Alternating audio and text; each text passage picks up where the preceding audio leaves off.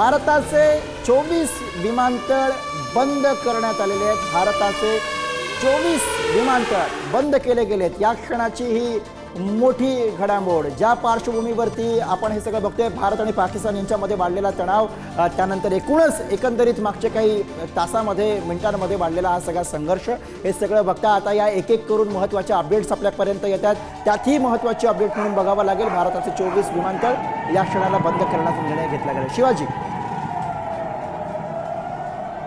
साधारण जी विमानतळ border state म्हणून जे आहेत, म्हणजे पाकिस्तानच्या सीमेशी लागतात किंवा इतर देशाच्या सीमेशी लागतात, ती विमानतळ साधारणपणे बंद केलेली आहेत।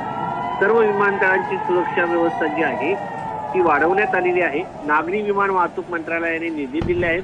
ब्युरो ऑफ सिव्हिल एव्हिएशन सिक्युरिटीने देशभरातील सर्व विमान कंपन्यांना आणि विमानतळांना सुरक्षा पुरवण्याचे आणि सुरक्षा वाढवण्याचे निर्देश दिलेले आहेत। सर्व विमानतळावर सर्व प्रकारची दुय्यम तपासणी केली जाणार आहे।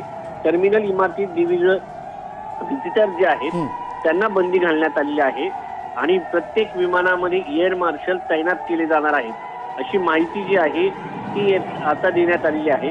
त्याचबरोबर एअर इंडियानं ट्रॅव्हल ॲडवायझरी आहे ती देखील देण्यात आलेली आहे।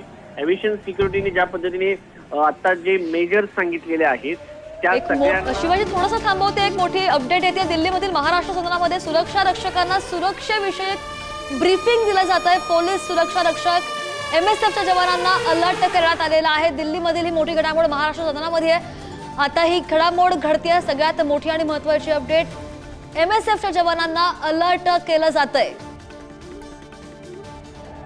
पुण्यातून प्रतिनिधी शिवाजी आपल्या सोबत।